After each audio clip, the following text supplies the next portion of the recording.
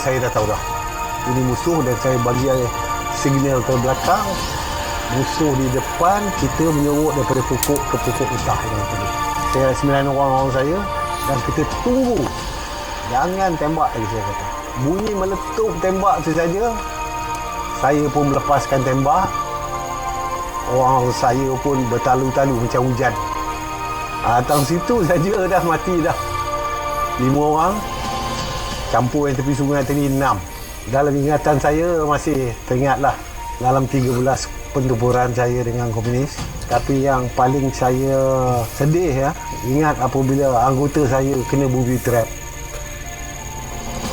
Kejadian berlaku ketika kami sedang mengikuti satu gerombolan komunis lebih kurang dalam 25 orang. Kita ikut daripada hutan Kara. Kita ikut sampai menghala ke Kuala Kelawang. Kesan-kesan komunis ni, 25 orang maklumlah kesan dia, walaupun dia mengelak, dia pusing kita ikut. Sampai dia tahu kita ada ikut belakang. Itu baru dia pasang booby trap. Booby trap ni yang dia pasang ni, yang pertama yang kena, saya punya WT operator Samsudin, putus kaki sebelah kiri dia. Yang keduanya pula saya punya Sarjan Major Usop Pangah, arwah lah.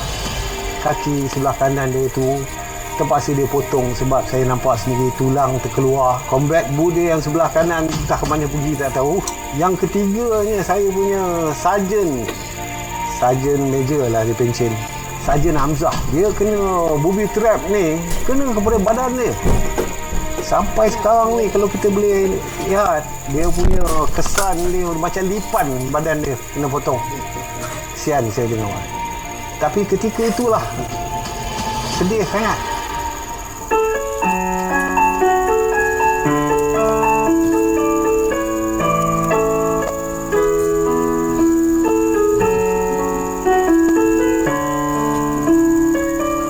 Pada hal yang manisnya, budak-budak saya ni banyak terdiri daripada budak Pahang, budak Terengganu, budak Kelantan. Jadi percakapan dia orang tu membuat saya ketawa lah. Dan juga apabila saya masuk hutan dengan dia orang ni, sengaja saya pilih tempat dekat pinggir-pinggir kampung. Kenangan-kenangan manis saya tu yang saya ingat, malam kita duduk tepi hutan tu, kita dengar bunyi derian orang kampung ni gugur jatuh. Tengah-tengah malam tu boleh mencari derian. Sentri hilang. Rupanya dia pergi mencari derian. Lepas gugur derian tu bunyi kuat kan, bau derian pun semerbak lah satu base dalam pelantun tu. Saya dapat menangkap dia orang tu, tengok dia orang makan, kesian. Saya pun tak mau tunjukkan apa sangat. Saya pun, bagi saya sulas, aku pun nak makan juga, teringat. Itulah yang menggelikan hati perut saya, yang saya ingat sampai sekarang ni. Ya, saya pun dah hari ni dah umur dah 71 dah. Saya dah nampak banyak sangat anak-anak muda kita ni kebanyakan tak tahu sejarah. Jadi semangat yang perlu ditanamkanlah adalah mengetahui sejarah. Tak tahulah, kalau kesedaran ini tak ada, jadi semangat jati diri itu, sayangkan bangsa dan negara kita ni, sedih. Saya boleh ingat tu, saya sedih. Jadi ingatlah, wahai anak-anak muda sekalian, know yourself, know your history, sejarah. Ini boleh membangkitkan semangat jati diri kita sebagai anak bangsa Malaysia. Allah selamatkan kamu, Allah selamatkan kamu, Allah selamatkan Datuk Rani, Allah selamatkan kamu.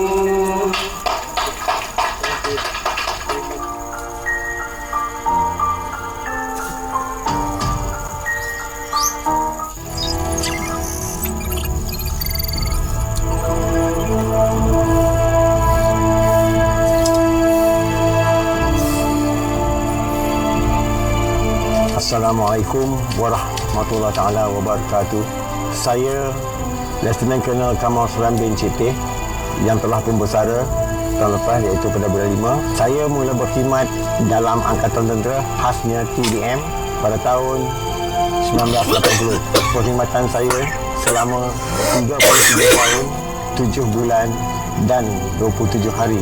Satu peristiwa yang saya tidak dapat lupakan iaitu kemenangan pada diri saya, yang mana penerjunan pada tahun 1995 saya mengagihkan semua jurulatih untuk membawa student ataupun basic jump, terjun bebas di ketinggian 10,000 kaki. Saya adalah orang yang ke-6 first sortie, first pass.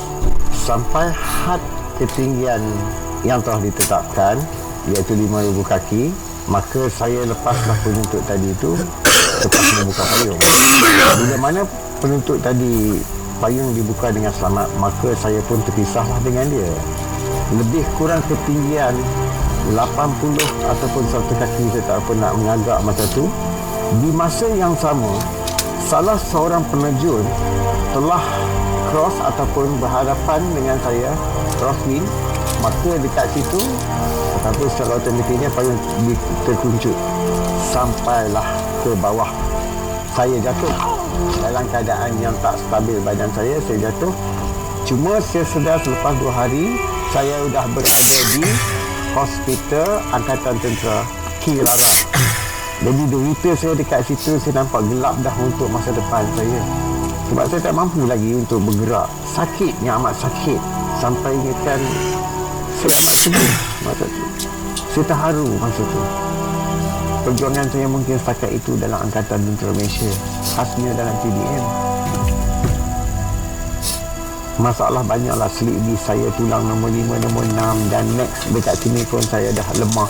Maka kat situ saya terima kasih pada pemerintah saya memahami saya atas perkhidmatan. Dia bagi saya light duty lah. Tapi saya tak habis di situ. Saya gunakan kekuatan saya buat flexiology sendiri. Saya gagahkan diri saya dengan semangat yang ada. Maka kecederaan tadi dan kesakitan tadi dia mengurangkan. Sehingga sekarang ni lah saya, lawatan susulan tu ada. Saya ingin menyampaikan kata-kata semangat ni. Perjuangan kita, bila mana kita masuk saja ATM, di situ bermulalah keutuhan, kekuatan dan semangat kita.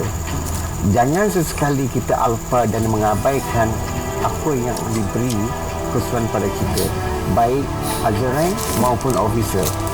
Tunjulkan ke hadapan, merculah satu kejayaan demi ATM. Kita lah patut bangga yang kita akan menunjukkan satu keutuhan, satu kekuatan, satu semangat kepada ATM. Siapakah kita? Kita adalah ATM. Assalamualaikum warahmatullahi wabarakatuh. Nama saya Roslan bin Ali. Nombor tentera saya 811348. Saya telah berkahwin dan mempunyai 4 orang anak dan saya sekarang tinggal di Setiawangsa, Kuala Lumpur. Saya memasuki TLM pada 1 Oktober 1981. Yang mendorong saya memasuki TLM pada waktu itu ialah untuk mempertahankan negara daripada anasir-anasir komunis pada waktu itu. Dalam perjalanan ke JT TLM Woodland, kejadian ini berlaku di kapal KG Raja Jarum. Kapal ini ditarik oleh bot tunda. Tali yang mengikat bot tunda ke kapal itu telah terlucut daripada mengikat kapal dengan sepantas melibas kaki saya tanpa saya sedar, dipenuhi dengan darah di atas lantai. Tapi dia tak habis ni. Dia kena dia tak habis. Dia kaki masih terkulai lagi. Ada ni lagi. Satu tak terfikir apa ada. Saya dibawa ke hospital Sultanah Aminah Johor Bahru selama 1 bulan. Kemudian saya dipindahkan ke hospital ATM Terengganu selama 7 bulan. Saya tinggal di sana. Kemudian saya dipindahkan pula ke hospital ATM Kinara selama 3 bulan untuk mendapatkan rawatan di sana. Doktor kata Dari segi nak buat kaki palsu ni memang senang, tapi dari segi tulang tu yang rumitnya. Jadi beberapa tulang terpaksa dibuang untuk memudahkan saya memakai kaki palsu. Kawan-kawan saya yang senasib dengan saya, mereka memberi semangat kepada saya untuk hidup dan untuk terus berkhidmat dengan ATM. Satu kat hospital Kenara tu satu wad untuk yang butuh kaki. Yang selalu memberi semangat saya ialah Kapten Abdul Malik, Kapten Mat Taib, Sarjan Syam dan arwah Korporal Atan. Selepas dengar nasihat daripada orang tu, yang saya ada semangat balik untuk teruskan hidup saya.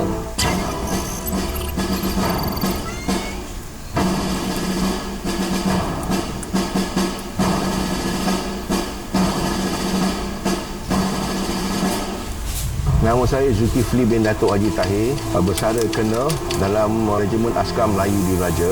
Saya menyertai Angkatan Tentera Malaysia pada 5 Januari 1980. Jadi saya ditauliahkan pada tahun 1982 pada 6 Mac. Pasukan yang terulung saya mintai adalah pasukan 9 Melayu Diraja. Dan dari situlah setelah ditauliahkan, dikendaki menjalani beberapa kursus-kursus kerjaya untuk melayakkan kami menjadi seorang ketua pelatun yang terlatih untuk memimpin anggota.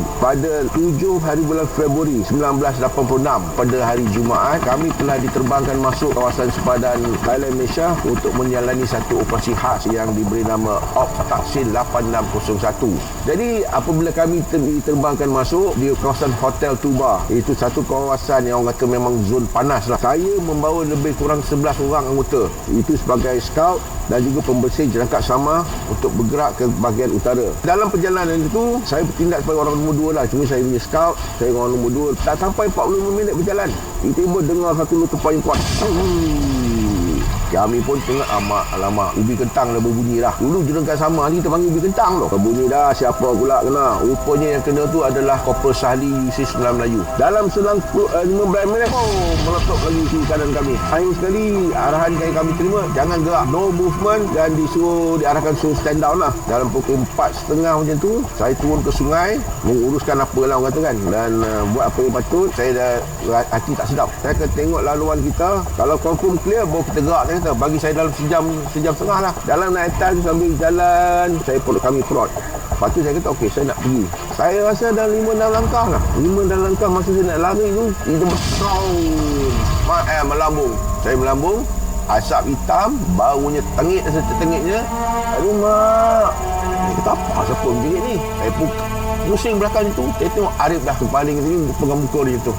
Saya keluar kat dia, saya lap muka dia tu, saya ambil bandage, balut kat muka dia. Saya cuba bangun lagi. Saya cuba bangun, terduduk kali ni. Saya tengok saya punya sarjan mengangkat kat saya, datang kat saya. Tuan, terduduk dan diam tuan. Tuan dah kena dah tuan. Saya tengok kasut tu, kuasa apa? Kasut saya hancur saya. Kasut hancur. Saya angkat kaki kanan saya, tengok. Ni lutut, ini peha, ini betis kita. Betis kita ni dawai tinggal, urat tinggal. Dia pun ambil pisau saya, dia panai ke pisau, dia potong kopi patut, dia balut. Dah, masa dah kena tu, nak buat macam mana kan, dah kena lah kan. Masalah sekarang ni nak bawa kami ke LP. Sebab kami ada dalam 2 map square ni tu. Kan kau nak jalan nak buat stretcher, jalan tu tak clear lagi, booby trap mungkin ada lagi. Pun saya kat belakang lah. Sampai ke LP, kami dihantar ke buat manifest, dan pada jam lebih kurang 9 suku sampailah kat Hospital Pulau Pinang. Dan saya dirawat di situ selama lebih 1 bulan 3 minggu lah dekat Hospital Pulau Pinang. Dan selepas dipasangkan dengan anggota pasu, kalau nak tengok anggota pasu dia rupa macam ni dan apa yang tinggal ni lah. Itulah serba ringkas tentang kejadian semasa saya menjalani operasi di sepadan Malaysia Thailand. Dan ramai orang kata itu adalah satu pengorbanan. Pada saya, pengorbanan itu adalah subjektif. Tidak siapa memaksa kita memasuki perkhidmatan Angkatan Tentera. So apa yang kita buat tu adalah atas keredaan kita, keikhlasan kita. Sama ada kita berjaya ataupun kita cedera sepanjang dalam perkhidmatan, itu adalah amanah dan juga risiko yang kita ambil. Ada yang bertanya, adakah saya menyesal? No way. Saya tak menyesal masuk askar sebab apa? Tidak ada orang yang memaksa saya masuk askar tu. Tapi yang cuma saya tekilan adalah janganlah apa yang kami sumbangkan yang sedikit ini diporak-perandakan. Itu je kami harap. Jangan frust dalam nongking, alamak aku kaki tak ada. Jangan takut. Kaki kurang 11, lebih tuan bagi kot lain.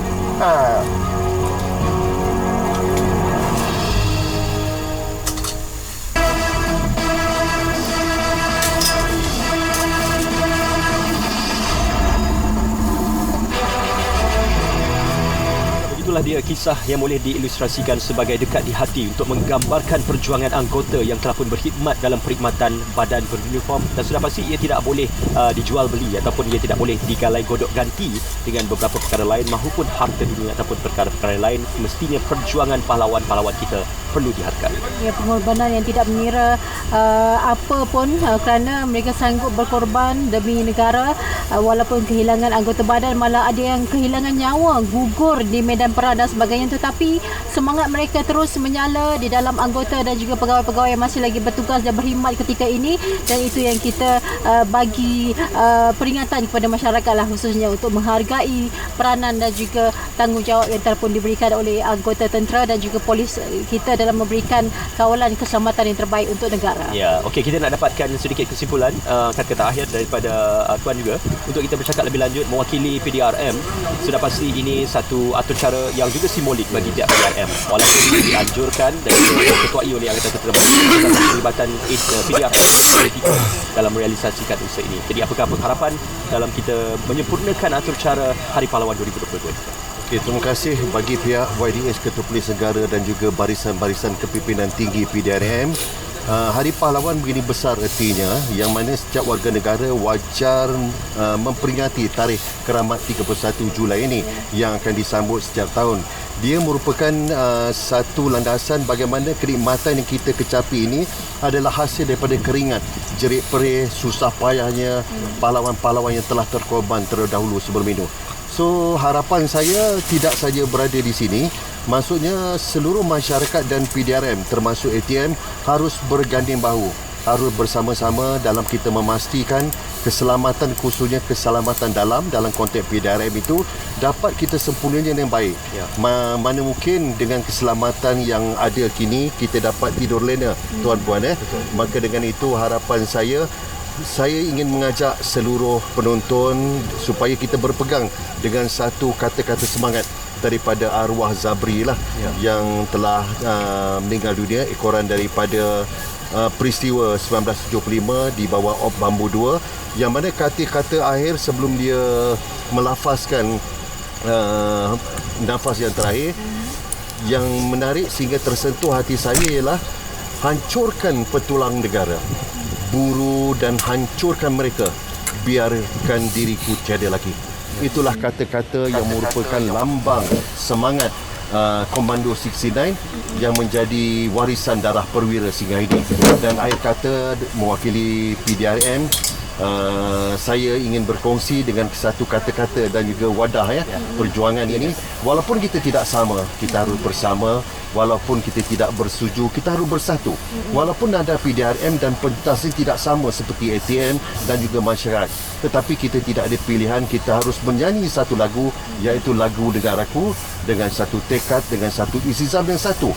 Kita pastikan negara tanah air tercinta ini aman, damai dan kedaulatannya terpelihara. Terima kasih. Dari pihak ATM bagaimana? Pertamanya saya mewakili Angkatan Tentera Malaysia,